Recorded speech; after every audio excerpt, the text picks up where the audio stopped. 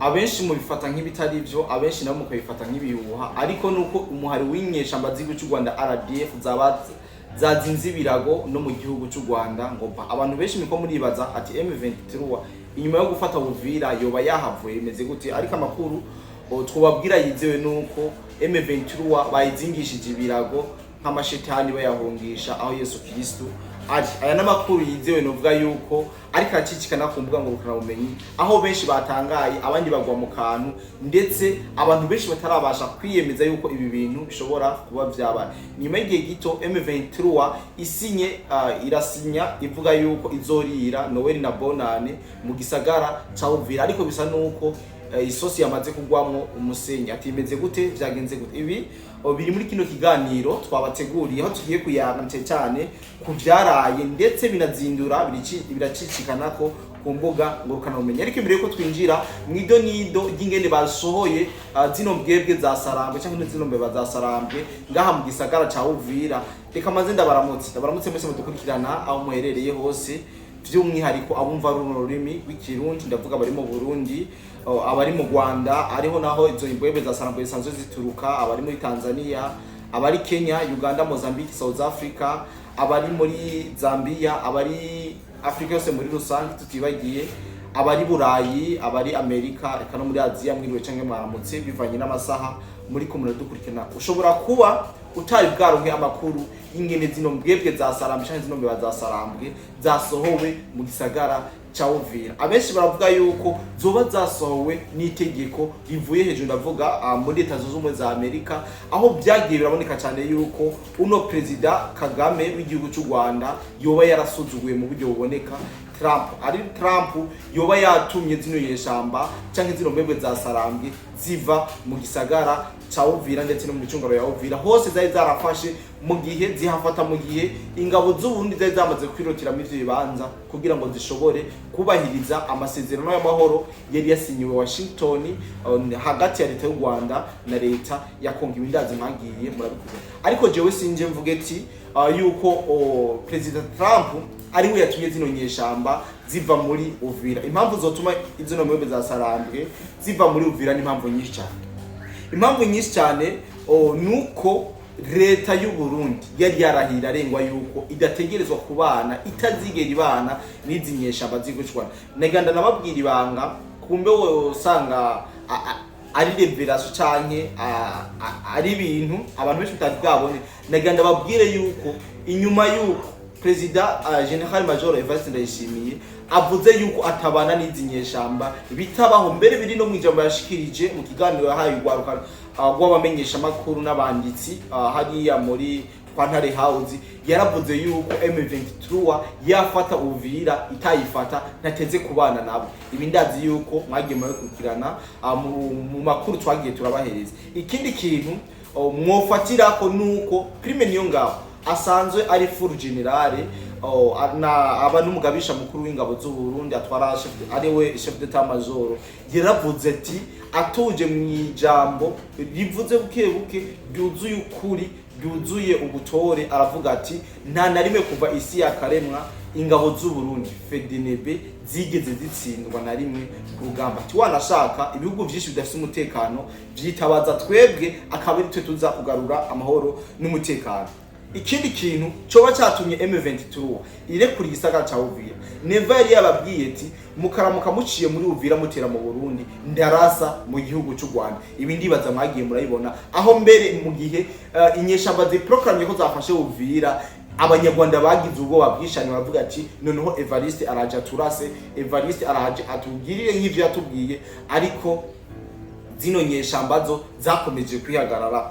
Niho Evariste yababwiye ati Kigali nzoyirasa mu minota mike, kuko uvuye mu Kirundo ugana Kigali ni minota mike cyane. Ibi ndazi ko mwagiye murabikurikirana. Ndetse akandi kantu kagiye gutera ubwoba President Paul Kagame ndetse n'inyeshamba ziguciwe, bumvise yuko ngo Evariste Neva yoba yegereje ibikoho bikomakomeye, ivyo ntavyo nzi nivyo bo bivugira, avyegereza ku mupaka igihugu cy'u Burundi gisanzwe gihana n'igihugu cy'u Burundi. Bari barindiriye akarere tabara kamikikubite mu Burundi barungike roketi Kigali, kandi ivyo vyari kuba ivyo nyene kuko turabizi yuko ino rede tabara iyi rede tabara ikorana n'izi nyeshamba z'igihugu cy'u Rwanda mu buryo bweruye, ndetse baranihuje mu buryo buri officiel andazi ko mwagiye murabikurikirana. Ikindi kintu coba catumye nyeshamba z'igihugu cy'u Rwanda RDF zire kuri gisagara ca Uvira nuko base yuko President Paul Kagame ashobora gucibwa umutwe umwanya ari wose na leta zunze ubumwe za Amerika. Bivuye kuki aho byo babivuye nuko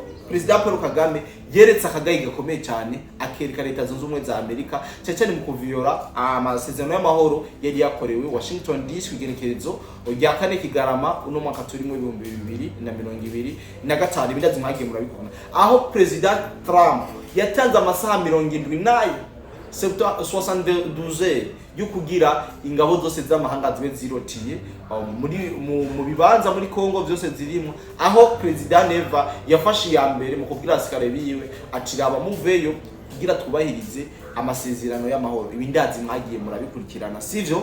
Mumaze kubikurikirana mwabonye ingabo z'u Burundi ziriko zirazanwa ku bwinshi, aho mbere benshi bazanye ama propaganda ngo Burundi buratsinzwe ngo bimeze uku, ndazi ko mwagiye murabikurikirana ariko siko byari bimeze. Ariko icyagiye kubaza President Trump n'igihe yaca igihe Neva yariko irakora basikire muri Kongo, wewe ibyabaye ngombwa ko abongereza kugira ngo bashobore guca bokipa buri kibanza cyose cyarimo umusirikare w'igihugu cyo Burundi. Bindazi byose mwagiye murabikurikirana. Rero zino nyeshamba, ikindi kintu mwomenya yuko kino kintu inyeshamba yari makuru butasa ariko kandi ndashira habona kuri no munsi ko zahavuye ni kintu cyuko umwanya n'umwanya iyindwi yari yahariwe kurasa inyeshamba z'igihugu cy'u Rwanda RDF. Mu vyumvirize iyindwi yari yahariwe kurasa inyeshamba z'igihugu cy'u Rwanda RDF. Ati gute coalition FARDC iracari muri Fizi, iracari za Mwenga n'ahandi henshi.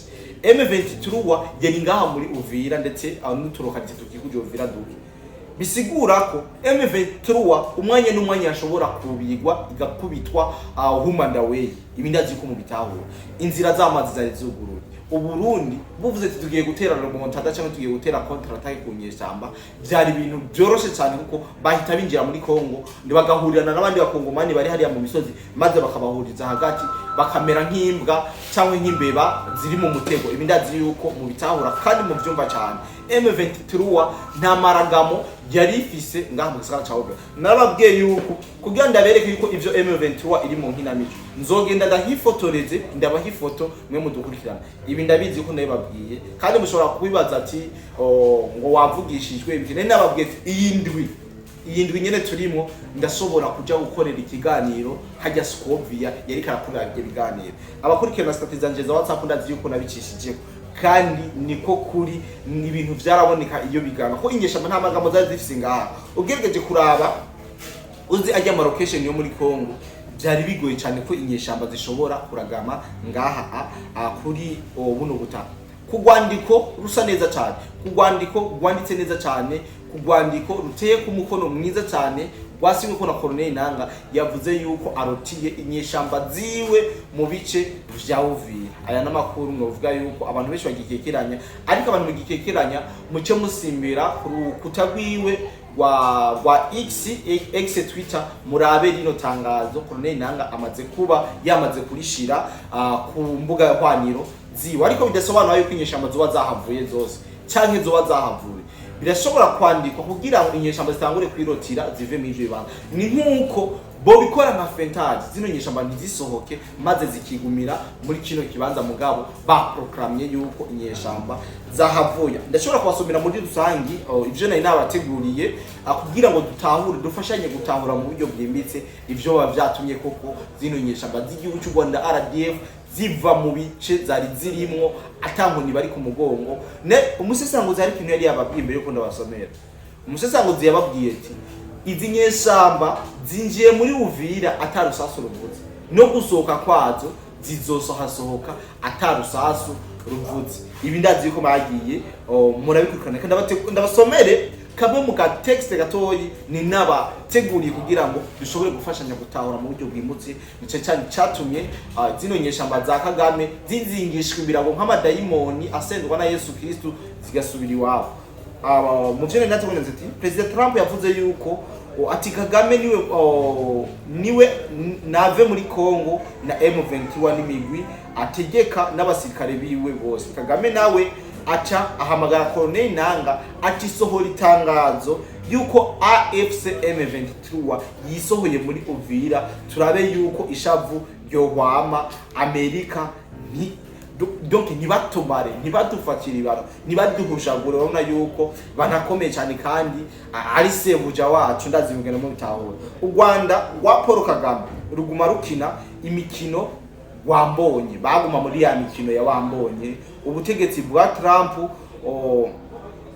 bwerekanye yuko adahesha ku masezerano yo guhagarika intambara muri DRC, yongera ashavuzwa n'akagaye ka President Paul Kagame w'igihugu cy'u Rwanda mu guca afata Uvira. Mu gufata afata Uvira mu gihe uyu President Paul Kagame yari yamenyereye ya mikino y'abanyaburayi. Uburyo cyasanga Trump nawe ntafitinisho. Trump yaciye akoresha inama y'umutekano ya ONU, ibindazi mwagiye mu bikurikirana. President donc abaserukiye ibihugu byose yakaye kwamba mu ndi baraserukiwe, mu Rwanda baraserukiwe, Ubufaransa baraserukiwe muri donc akanama ka ONU, aho ngo kugira ashobore guhonda uno president w'igihugu cy'u Rwanda yigize akara akaja imbere yigira umwana wa boss kandi ari umuboyi canke ari umucakara. Ibindazi mwagiye mubibona. Inzego z'ubutasi za Amerika zica nazo zerekana ahari ububiko by'ibigwanisho President Paul Kagame akoresha muri Ethiopia n'ingene babisambura vuba no gukoresha inguvu ku Rwanda. Ibindazi mwagiye mubikurikirana. Twaraberetse amwe mu mantu nzenya mu bigwanisho President Paul Kagame yarasanzwe afise muri Ethiopia, mbere akaba ari navyo bigwanisho yifashisha ngaha ku butaka bwa Kongo kugira ngo ashobore kwica indiri y'abakongomani benshi. Amerika yahagaritse gufashanya n'u Rwanda n'amaji yose aca arahaguruka ati Kagame niwe ngorane z'akarere kose na Afrika, adahindutse turamuhindura naho abanyarwanda bahabonera.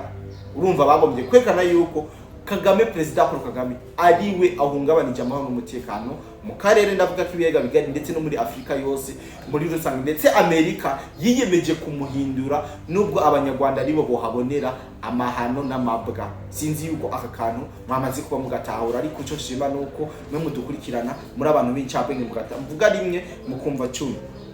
Yabonye yuko ibisaka vy'imbwa bihiye. Ubu ni president w'igihugu cy'u Rwanda Paul Kagame ati reka tuve muri Uvira turabe yuko ishavu ry'amakungu ryohwama narijya Angola, Uburundi, Tanzania, Afrika y'Epfo bije kugwanya uyo muhari w'inyeshamba zanje RDF, M23 tabara, FNL twigwaniro. Naganda nababwire yuko inyuma y'ufatwa rya Uvira igihugu cy'u Burundi cyari ciyemeje kugwana inkundura mu kugwanya buno buto bw'iterabwo cyangwa zino nyeshamba z'igihugu cy'u Rwanda ziri mwabuno butaka. Ndavuga Uburundi, Angola, Tanzania, Afrika y'Epfo n'ibindi bihugu bitashimye kwishira habona. Kumbure ni byinshi, ariko ibi nibyo byashoboye guseruka kugira ngo bashobore kwiyemeza ijana kwijana yuko bafashe ingamba zo kugwaniriza hamwe umwasi wabo cyangwa umwasi w'akarere M23 ndetse n'umwasi wabo wo muri Afrika yose muri rusange, kuko atuma abana ba Afrika bahapfira, atuma inyungu za Afrika nyinshi ziyahonera, bigatuma bimwe Kadafi yifuriza Afrika atavyo tuzopfa tugezeho. Mu kurangiza hari ubutumwa kuri President Paul Kagame President wa Amerika Donald Trump ntiyavuze ngo uve Uvira, yavuze uve muri Congo yose, harimo Uvira, Bukavu, Goma, kandi ukureho n'abasirikare bawe bose. AFC M23 n'iyindi migwi yose yawe ikora mwibanga. Iyi migwi yiwe ikora mwibanga ndazi murayizi. Hariho FDLR yabaye créé par Paul Kagame. Ibindazi yo kumubitahura hariho rede tabara iyo yose iriyo ku nguvu canke ku bwitange bwa president Paul Kagame. Hariyo profile yabo ya RDF AFC M23 iyoyo ayimenya muri kimwe ndetse haba muri avitayima mu byo bakenera ndetse n'imishahara nk'ikayikura muri Paul Kagame. Ndetse yongera kongera tuvuga duti President Trump ntabwo yagusavye kuva muri Uvira gusa, va muri Goma, va muri Bukavu, va muri Sake, va muri Minova, kila metero yose wafashe muri Kongo wewe President Paul Kagame rabo habe ubundi bwo nyamba Trump donc yadesize kukumesa azokumesa uzovuga ngo nararekuye Uvira rekura buri gace kose Trump yategetse yuko utegerezwa kuvamo kandi n'amahoro n'umutekano. Ibi rero ndazi yuko President Paul Kagame ataravyumva ariko akabakurikirana kino kiganiro aje kugikurikirana neza ashize umutima mu nda canke umunyarwanda wese akurikirana kino kiganiro ashira umutima mu nda avuge ati Paul Kagame burya ntabwo washikije ivyo Trump yakusavye ahubwo wabaye bumere nk'ugomba kwikura mu gatego Uburundi bwari bwagotayemo. Erega hajya bene wacu M23 gufata Uvira na gatego abarundi bari bataye mu nyeshamba z'igihugu cy'u Rwanda. Sinzi ko mwabibonye kuko nta kuntu umusirikare ashobora kuva mu bibanza atangwano zihabaye ukaje ugatekana, ntabwo bibaho.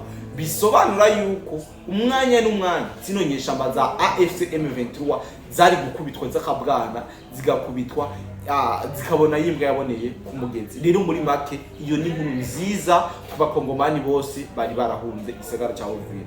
Uyu ni wo mwanya mwiza wo kugira ngo abakongomani bavuye muri Uvira bisubirire mu zabo bahabe iteka nitekane kuko zino nyeshamba z'igihugu cy'u Rwanda zari zavuze ko zije kujya ku mukeke, zije koga ku mazi ya Tanganyika. Ubuhoma bugiye kubica cyane imviro kuko nta mazi ya Tanganyika bagiye kubona, ni basubire hariya mu mashamba bikunze bacumbe ko bagikunda amagara yabo ahubwo basubire mu gihugu cy'iwabo cy'u Rwanda kuko President Trump yamaze kuvuga yuko inyeshamba zaka Paul Kagame akanazimubwira izarizo zive mu gihugu cya Kongo, zive ku butaka bwose bwa Kongo, zirekure kila lokalite yose zashoboye gufata kurekura Uvira. Novuga yuko aharekuye kubera pression y'abantu benshi naye basobanuriye mu ntanga, ariko abagikekeranya yuko Uvira itarekuwe. Uvira mu buryo buri officiel n'Urwandiko rwanditse yuko zino nyeshamba zamaze kuba zire ku gisara cya Uvira zishobora kuzitavayo, ariko niyo nzira yo kugira ngo zishobore kuhava kandi birakunda ndetse biranashoboka. Ibi ndibaza ni ibintu tuzokomeza tuba. Iyi ni etape ya mbere.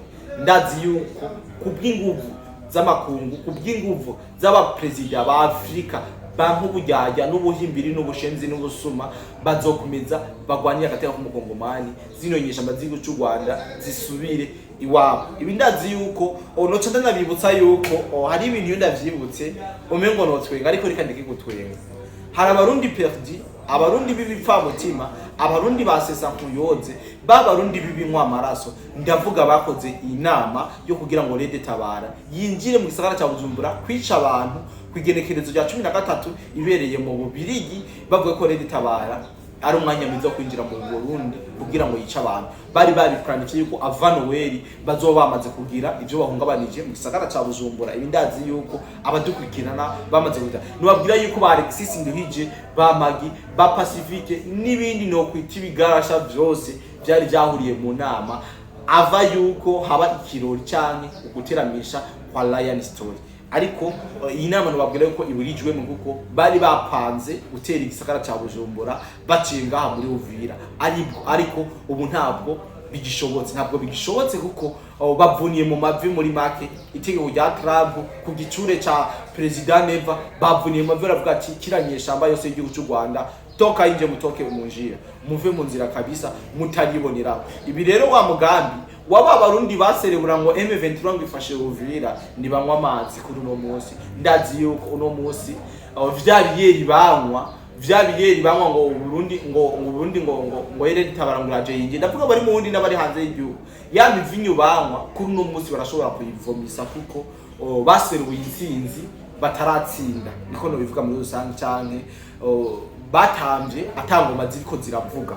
Ndazi yuko ivyo muca mu bitaho. Rero ndonke nako yo gukebura aba ba promoter ba M23. M23 nta maragamo ifise muri Kongo wanashaka nkuko vyabaye 1096 aho bakugwa mu bice bari barafashe byose nuno munsi bavuye Uvira barashobora guca mwumva bavuye Bukavu mu bice byose zimenyesha bazashoboye kugwa mu kumva zahavuye atakibazo na kimwe atanko irinze kuvuga rero novuga yuko ari ibintu vyiza kuba Kongomani biraza kubaho umwanya mwiza ndetse wo guhunguka ku bari bamaze guhunga bo muwe n'izinyeshamba za President Paul Kagame w'igihugu cy'u Rwanda. Ikindi kintu notekerera nk'impanuro President Paul Kagame kuni yakomeje gukinisha Amerika agomba kuyigira nk'aburayi burya Amerika s'uburayi kandi nyamba kakanaza kumva President Paul Kagame kirazira yuko uri umuboyi wigira nk'umwana wa boss. President Paul Kagame we wari umuboyi ntabwo wari umwana wa boss. Rero ureke kwitiranya bino bintu. Umucakara ntashobora kungana n'umwana w'umuntu. Umuzamu ntabwo arara mu nzu, umuzamu arara hanze. Sivyo umuzamu ameze nk'imbwa, imbwa irarira urugo. Wowe President Paul Kagame baguhaye kano ga petit taxe yo kugira ngo ushobore kuza urabibira buno gutari ubujane ntibice bisobanura. President Mobutu yahoze atwara igihugu ca Kongo yari yarigize nk'umwana w'umuhererezi muri Amerika. Urumva wa mwana bantuzenya bazimza bigira vyinshi kubera umengo baje mu gico bamukoreye n'ikintu kimwe. We President Paul Kagame sindaguhangaye umwubahwa ariko ivyo Mobutu yakoreye Amerika we navyo urigera ukora kandi yo mpamvu wewe mu kujya ni nko gufyo gisazi kandi ivyo birumvikana ndetse twagiye tunabereka amafakte menshi ibintu umusangozi yakunze kubivuga ingene Mobutu yari yarabaye umwana wo muhira bakamwoza bakamumasa mu birenge umuzungu ni mutu mubaya sana Amerika sikintu cyo gufyina wewe Kagame we waragashi hakeneye ko barondera abandi ntabwo bakigukeneye kubera ko wewe ndeje waberetse amanyama nkuko kumwe wamubikora ugafata aba president bose bo muri Afrika ukabafata nk'ikijuju ahubwo burya bujuju ubita ni ubujuju buri muri wewe sivyo burya bujuju buri muri president w'igihugu cy'u Rwanda ko nshobora kubona yuko abantu bose atabwenge bafise ari we wenyine ubibona hari ikindi kintu abantu benshi batazi burya umusazi yari karatembera mu ibarabara abona yuko abantu bose mu ibarabara ari abasazi bagenzi biwe ariko suko bimeze wowe burya busazi ubona mu bandi ntabwo arabasazi ahubwo umusazi wewe ni wewe nyine ubabona mu busazi ni ubusazi deja wabone muri wewe ibintu rero twenda turahanura bano ba president bigize inzu z'amabuye ariko naho yigira inzu z'amabuye turabizi yuko amagara watameze neza ibi turabizi ngomvye guhogora kumbure tuzokora iganiro nubwo ko ari nko gutera igere rya nyuma kandi aba bari muri uyu mu president w'igihugu cy'u Rwanda abantu bamaze kumimetriza ameze nka babatama baba bafise ibintu vyinshi hageze kuba muhamba agashashaka bamuhambane n'ivyiwe vyose niko rero ndetse akanasiga ataye umuryango wiwe mu njyane zitazohera zabiza amatongo zabiza ubutunzi n'ibindi byinshi. Uno munsi President Paul Kagame nta mugambi mwiza afitiye abanyarwanda ati gute uno munsi ujye ni buca ngende bivanye n'ingwara afite murasikiye mubona yuko agendana pomobile ngaha munda ishobora kumufasha bijya bintu byo gupisa ndazi yuko abadukurikirana ibi mu bitahura iyi arayigendana ngaha mu sikoti abantu mudukurikirana ndazi n'igihe baje gusinya amasezerano Washington DC le 4 plutôt au Kigarama uno mwaka mwarabonye ko yarayifise mu sikoti mwarabonye igihe yaje Doha yarayifise kiya kinacambara kugira ngo ntazarahaguruka mu nama umwanya wari wose aja kuri Petit Bezo ibintu arabibasobanuriye mu ganiro nagenda ba deje amagara yiwe ntabwo yifatiye neza mugabo ariko aragerageza gusiga mu njyane abanyarwanda ndetse n'abana b'u Rwanda ziya mbwebwe za Saramwe ari karoshe ziya azopfa zisige kwisi kandi zizosigara ziriko zirabona makuba kubera ko azoba yapfuye yazipegera makuba sinzi yuko uko ndabibona nuko ariko mu donc bamugoye mvuze vyinshi ariko siwe mwanya kumbure turazakomeza tubane mu bindi biganiro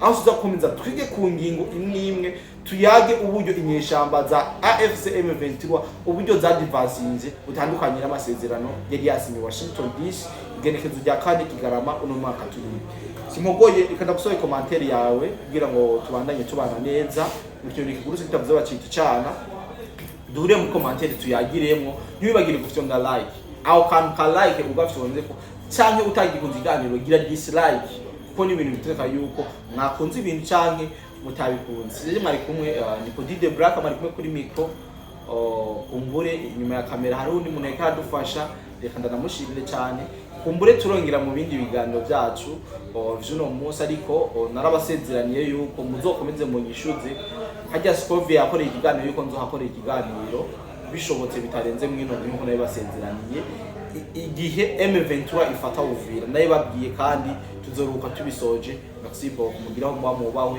mugire kurangiza umwaka wa 2025 neza, bije muri 2026 mumeze good sana, noheri nziza n'ubunane bibe byiza birute ibindi byose mumaze gucamo, ndetse Imana ibarinde urupfu, ibarinde umwaku, ibarinde imikoshi, ibarinde ubukene, nuko mukomeze mugiraho mubawe. Bye bye.